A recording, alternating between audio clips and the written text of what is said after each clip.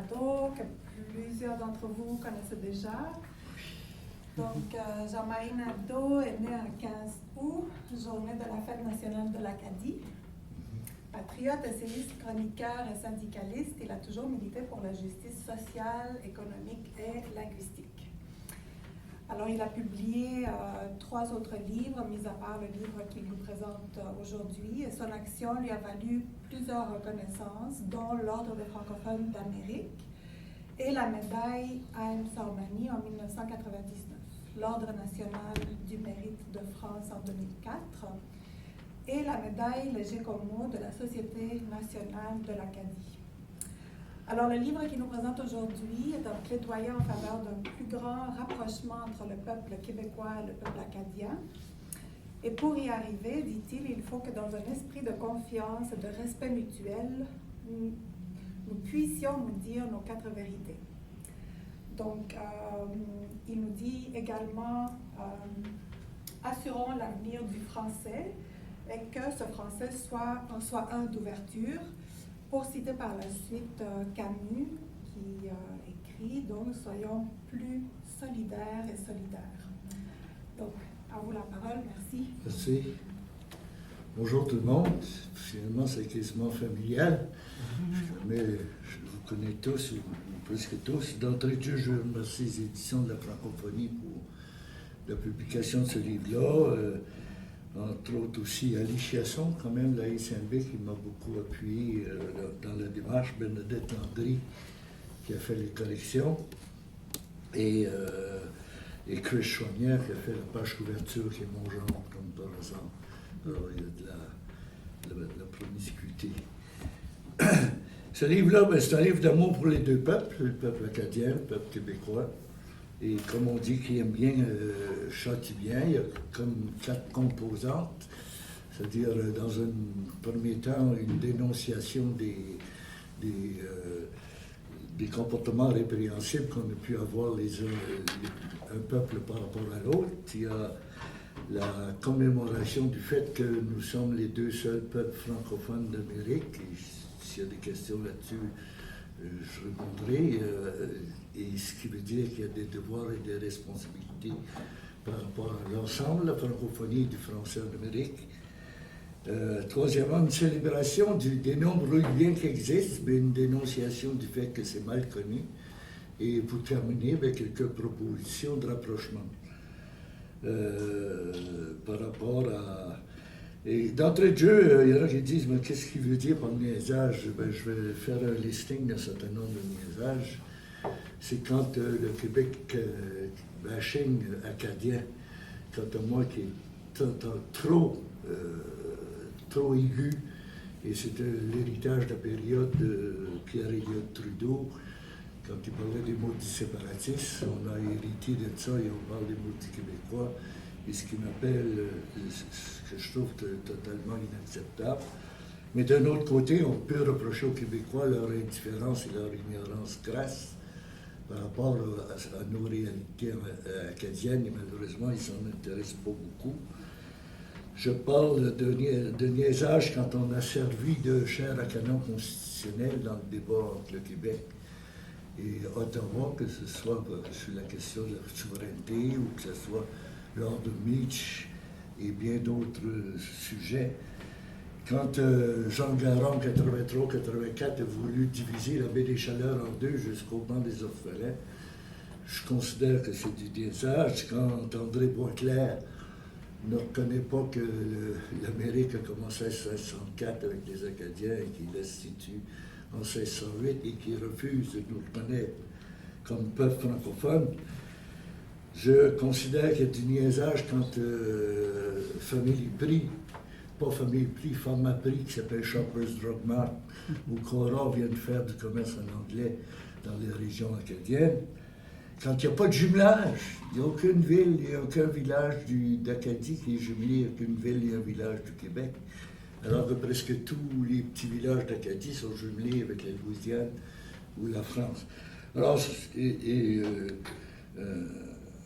un gros niaisage, c'est quand le Québec disait que la meilleure façon pour les Acadiens de survivre, c'était tout de déménager au Québec. Alors, c'est un paquet de trucs comme ça, en toile de fond, qui me fait dire que il faut arrêter ce genre de niaisage. Alors, rapidement, si on se situe au début de l'histoire, les Acadiens et les Québécois n'avaient pas beaucoup d'échanges parce que les échanges économiques se faisaient nord-sud, surtout avec Boston, et ensuite directement avec l'Europe, mais il n'y avait pas d'échange directement entre les commerciaux, en tout cas, et économiques entre les deux colonies, sauf un échange de curés qu'on aurait pu se passer, en tout cas. Et les Acadiens ont quand même appris avec les communautés autochtones à être autarciques, dans la mesure que pour ce qui est de curé, le vieux du village mariait, faisait les funérailles, les baptêmes. Et je suis presque sûr que tous les Acadiens de ce temps-là se sont retrouvés tout de même au ciel. Mais on a commencé à partir de 1755, nécessairement, là, c'est un drame. Plusieurs Acadiens ont été amenés à se sauver au Québec. Malheureusement, le Québec, en 1755, 56, 57, a vécu une période de sécheresse. Ils ont eu un peu de difficulté à bien accueillir les Acadiens et les Acadiennes. Et on a eu tendance à les éparpiller un peu autour de Québec, ce qu'on appelle aujourd'hui la Naudière, la Nouvelle-Acadie. Si j'ai bien compris, il y en a plusieurs qui se sont déménagés vers le nord et s'est installés en Gaspésie. Il y en a même du côté de Montmagny et du côté de l'Acadie et Saint-Jean-sur-Richelieu. Plusieurs Acadiens ont fini par se retrouver là, sans oublier que certains Acadiens sont morts sur les plaines d'Abraham. Donc, ils se sont intégrés très rapidement puisqu'ils ont pris parti pour le Québec.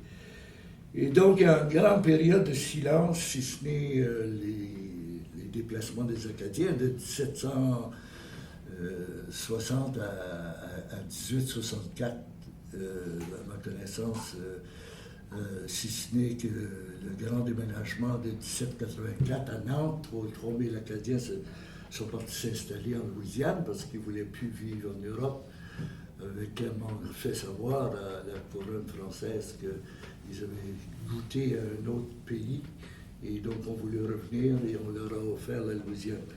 Ce qui n'est pas... Alors, seulement 1864, vous savez, c'est la fondation du Collège Saint-Joseph par un prêtre québécois, Ramil Lefebvre, et on situe le début du réveil acadien autour de ces années-là. Enfin, on pouvait se doter de gens instruits, d'une certaine élite, qui a fait que l'Acadie se prenait de plus en plus en charge.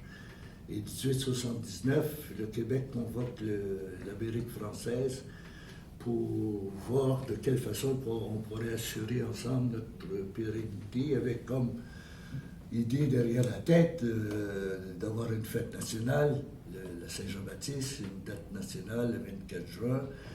Et sauf que les Acadiens qui ont assisté à ce genre d'états généraux ont dit bon, on n'a pas parlé à notre monde, nous autres, avant d'embarquer dans un projet comme celui-là. On voudrait peut-être se rassembler. Ils se sont rassemblés, et comme tout le monde le sait, en 1881, même Ron Cook, à coût de 5000. Bon, il est vrai que dans ce temps-là, on faisait aussi des pique-niques, c'était pas tous des patriotes de la plus belle espèce, mais quand même, c'est extraordinaire comme premier rendez-vous depuis 1755, on se retrouve à 5000. Ça ressemble aux 25 000 qui étaient il y a un mois passé lors du tintamarre de 15 août ici à Dieppe. Moi, ça m'a toujours impressionné. Même chose qui se soit rassemblés en 1884 à Miscouche, à peu près dans les mêmes nombres. Et lors de cette rencontre-là, les Acadiens ont dit clairement, regardez, notre meilleure façon d'exprimer notre solidarité avec la francophonie des Amériques, c'est de s'assumer comme peuple. On a un élément fondateur qui a été la déportation et notre meilleure contribution, ce serait de s'assumer comme peuple. Et en se dotant d'une fête nationale, d'un drapeau, etc. Donc c'était, je ne sais pas si Joseph Yvon dirait faire société, mais en tout cas c'était déjà prendre, selon ma connaissance à moi, prendre le fait que le peuple acadien serait l'outil le mieux utile à se battre pour le fait français en Amérique du Nord. Et par après, il y a eu moult conventions nationales, bataille pour l'évêque de Moncton en 1912. Et disons, les années 1900 ont pas été marquées par des jonctions spectaculaires, si ce n'est que la clandestine patente, qui a quand même joué un rôle excessivement utile. Et ensuite, on a créé l'ACFAS dans les années 20. L'ACFAS étant l'Association canadienne-française pour l'avancement des sciences, le Conseil de la vie française dans les années 30, l'Association canadienne d'éducation de langue française dans les années 40. Alors tout ça était quand même des relations beaucoup plus personnalisées, individualisées, dans le sens que dans ce temps-là, quand on prenait la peine d'écrire une lettre, c'était une lettre de 8 pages écrite à la main, donc bien pensée, bien conçue. Et les liens interindividuels devaient être très forts, mais les liens collectifs, pas totalement que ça, si ce n'est que la Société Saint-Jean-Baptiste et le Devoir ont, à quelques occasions, lancé des campagnes de financement pour financer l'Évangéline, entre autres, etc. Donc, on vivait jusque dans les années 60, d'une certaine façon, nos deux noirceurs, la nôtre étant anglicisée, très déséquilibrée, sur le plan économique, très pauvre. Donc les deux révolutions tranquilles avec Jean Lesage au Québec, Petit Louis au Nouveau-Brunswick, pas la même intensité, mais le même moule. Les deux États se sont modernisés de façon exponentielle, syndicalisation de la fonction publique, pour en arriver en 1967 avec ces chers États généraux de Montréal, où le Québec se québécisait de plus en plus, l'Acadie s'acadianisait, le Canada se canadianisait. 1867, où le Québec a fait le choix du Québec. Et là, ça a été vu par plusieurs Acadiens une brisure, sans oublier que la délégation acadienne avait voté pour le droit du Québec à l'autodétermination, qu'on ait chiolé par après que le Québec nous lâche. On a été un peu complices. Et, donc, ça a créé beaucoup de ressentiments. Il y a peut-être des ressentiments anti-québécois et commencé avec ces États généraux-là. Et vous savez qu'en 1969, et c'est le 50e anniversaire, on a créé à la fois la loi fédérale sur les langues officielles et la loi provinciale sur les langues officielles. Donc, petit à petit, quand même, l'Acadie prend forme. L'Université de Moncton a été créée en 1963. Et là aussi, il y a eu quand même une consolidation de l'Acadie. Les événements de 68 ont été assez marquants dans le sens que pour la première fois, la population et la gente estudiantine se regarderait pas le nombril, a commencé à prendre parti sociétalement, dans le sens qu'il s'est impliqué, bon, déjà cette bataille-là pour la gratuité des frais de scolarité, mais aussi avec Couchibougouac, le Parti acadien, disons que la population étudiante commençait à sortir de son carcan. Et pour la première fois, il y avait des filles et des gars au collège, il y avait des Québécois en masse aussi. Même si les Québécois venaient beaucoup dans les collèges, moi-même j'étais au collège de Bathurst et le tiers des étudiants étaient Québécois, principalement Madelinots et Gaspésiens. Mais tout ça ensemble a fait qu'il y a eu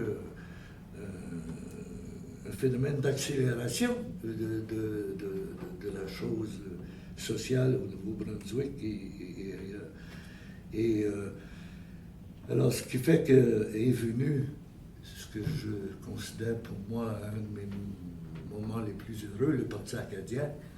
Et j'en suis toujours très fier d'avoir fait partie avec nos revendications pour une province acadienne, avec notre combat d'appui à Couchibougouac pour la décentralisation des ministères. On avait battu l'énergie nucléaire à Anse Bleue aujourd'hui on combat contre les éoliennes. Et je considère que le Parti acadien a joué un rôle essentiel à l'avancement de l'Acadie dans le renforcement identitaire et dans l'expression de notre acadianité, l'expression patriotique, à un point tel que lors de la convention de 1979 à Edmundston, on était quand même 1200 délégués. On peut dire qu'on avait pacté la salle parce que lors d'un vote qui a été pris auprès des délégués, 56% des 1200 personnes présentes avaient opté pour une option autonomiste. 46% pour la province acadienne, 3-4% pour l'annexion au Québec, 3-4% pour un pays acadien. Et nécessairement, ça a entraîné ce que ça devait faire. Jean-Maurice Simard, le patriote conservateur, s'est mis en branle pour nous faire adopter la loi sur l'égalité des deux communautés linguistiques de 1981 ou 82, ce qui est un peu notre 76 à nous autres, dans le sens que c'était l'aboutissement d'un militantisme actif, quand même des années 70, et qui a fait que cette loi sur l'égalité des communautés a comme entraîné un certain ressac, dans le sens qu'on s'est assis un peu trop rapidement sur nos lauriers, un peu comme on a vu au Québec après 76, même si le plan de la création artistique a eu un ralentissement. Alors, ce qui fait que pendant tout ce temps-là, le Québec est devenu québécois et péquiste en 76. Le Parti québécois avait la connerie d'avoir comme principale politique à l'époque, c'était que considérait les Acadiens comme des individus assimilables et exportables. En d'autres mots, leur message était très clairement, si vous voulez survivre hors de Québec, moins de salut. Et ça a joué aussi un rôle dans le ressentiment des Acadiens par rapport au Québec, dans le sens que c'était réduire nos perspectives. Sauf qu'en 1985, Pierre-Marc Johnson, qui était ministre des Affaires intergouvernementales, était le premier à considérer l'Acadie au moins comme une collectivité, une communauté, et non pas strictement la réduire. Rappelons-nous que René Lévesque avait déjà défini les Acadiens, les Canadiens français de détox. Rappelons-nous ou apprenons qu'à une question hypothétique, à savoir si le Québec devient indépendant, est-ce que vous seriez intéressé d'annexer l'Acadie? Il avait répondu, je ne suis pas intéressé d'avoir une deuxième Gaspésie. Ce qui n'était pas gentil, ni pour la Gaspésie, ni pour l'Acadie. Mais ceci étant dit, c'est quand même repris de belle façon en ouvrant le bureau du Québec à Moncton en 1980.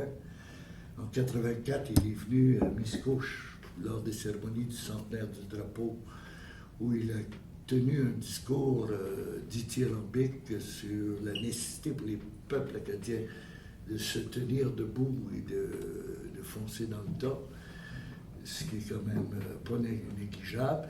Et lors de cette rencontre de l'île du Prince-Édouard, c'est là qu'il a rencontré Gilles Thériault de l'UPM. Et je vous ai dit tout à l'heure que Jean Garon voulait diviser la baie des Chaleurs en deux. Alors, lors d'une conversation privée qu'il a eue avec Gilles Thériault, en retournant à Québec, il a dit clairement à Garon de mettre fin à cette folie. Entre-temps, le Québec avait quand même créé en 1963 un genre de petit organisme s'occupant de la francophonie canadienne, mais en 1983, ils ont créé le Secrétariat des Affaires intergouvernementales canadiennes, qui était des gens qui donnaient un peu plus d'élan à leur volonté de se rapprocher des communautés, surtout pas francophones, nécessairement du Canada français. Et on a créé à la fin des années 80 le SPPF, le Secrétariat permanent des peuples francophones, qui était un organisme, personnellement, j'ai participé à plusieurs rencontres du SPPF parce que la Société nationale de l'Acadie y participait, mais ça réunissait aussi les Franco-Américains, les Louisianais, le Canada français et tout. Et donc, c'était Et sporadiquement, il y avait des rencontres internationales avec le Jura suisse, la Wallonie, etc. Donc ça nous a beaucoup nourris en termes de solidarité internationale. Alors, comme j'ai dit, en 85, on avait, on nous avait reconnus comme collectivité, comme communauté. En 95, on nous a reconnus comme, avec Louise Baudouin, comme partenaires égaux. Et là, donc, c'était un poids de plus. Avec un budget de plus en plus important, pour en arriver à 2001, Bernard Landry, plus acadien que le pape et plus acadien que Martin Légère, là, commençait à nous reconnaître comme peuple, ce qui n'est pas négligeable. Et ensuite, on a eu Benoît Pelletier autour de 2008-2006, qui, quant à moi, a été le meilleur ministre des Affaires intergouvernementales, a été le beaucoup plus proactif. Il parlait de communauté de destin linguistique à l'époque. Et pour en arriver à Jean-Marc Fournier, qui lui parlait clairement d'asymétrie. Mais durant les années 95 à 2005, le Québec a organisé de grands forums sur la santé, sur l'éducation, sur la langue française, ce qui a permis de créer le joyau des relations Québec-Acadie, entre autres le centre de formation médicale ici à Moncton. Je considère que c'est le joyau. Et ces rencontres-là réunissaient quand même 600, 700, 800 personnes, 300. Et ça créait quand même, l'occasion de créer le larron, ça créait quand même des synergies dans les différents milieux, etc. Donc ça... moi, je considère que la tenue de ces différentes activités-là a été bénéfique au renforcement des relations Québec-Acadie. Mais 95, autre niaisage, c'est quand les Acadiens, certains de nos leaders sont allés faire du missionnariat au Québec pour dire au Québec comment voter lors du référendum. D'ailleurs, toutes ces personnes-là, à ma connaissance, regrettent d'avoir posé ce geste-là. Autant qu'on ne voudrait pas que les Québécois viennent nous dire quoi faire ici, autant on n'a pas, c'est pas à nous d'aller dire au Québec quoi faire. Personnellement, je pense que le seul choix politique commun qu'on a à faire entre le Québec et l'Acadie, c'est le choix du français. Le choix de sa défense, sa protection, mais surtout son épanouissement. Alors que le Québec soit province ou pays, ou que nous soyons province ou Assemblée nationale, dépend de chacun de nos peuples. Et moi, personnellement, je suis un autonomiste sur le plan philosophique, tant sur le plan individuel, donc je ne peux être qu'autonomiste sur tous les plans. J'étais québécois, vous ne seriez pas surpris d'apprendre que je serais souverainiste.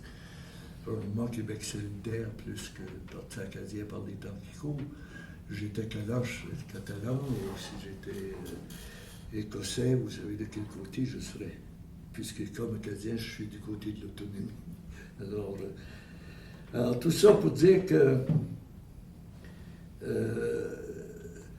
on a développé quand même des liens de plus en plus soutenus avec le temps.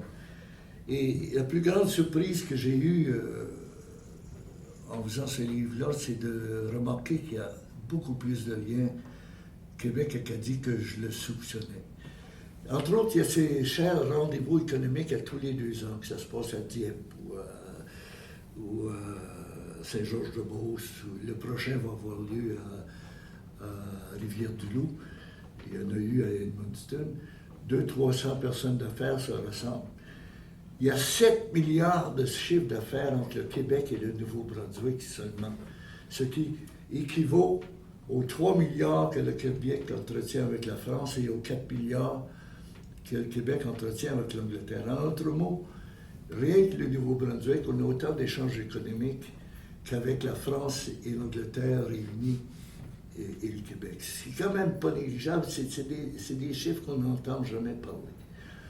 Et peut-être que si on était plus conscient de ces chiffres-là, on aurait le maudit québécois moins facile, dans le sens que...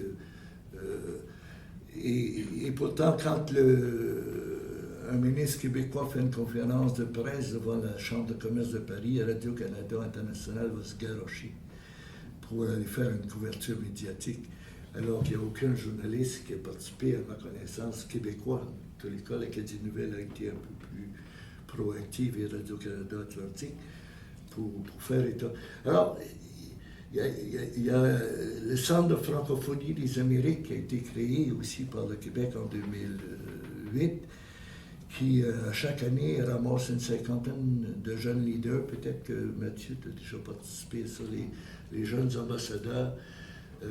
À chaque année, de toutes les Amériques, et même des petits francophiles, l'Argentine, puis du Chili et Haïti. Alors ça, c'est quand même assez extraordinaire. Une chose que j'aime beaucoup parler dans la relation Québec-Acadie, c'est mon petit côté sportif. Je considère que la Ligue de hockey junior majeur du Québec, à un moment donné, je me demandais si ça faisait pas plus pour l'Acadie, les relations Québec-Acadie, que le Bureau du Québec dans les années 90. Ce qui arrive, c'est que même à Sydney, à Halifax, ils ont parfois des soirées francophones, et de voir des rednecks. Ici, à Moncton, Diego Fournier, Hugo Sear, je trouve ça sympathique. Et il y a un mouvement pour faire changer le nom de la Ligue de hockey junior majeure du Québec.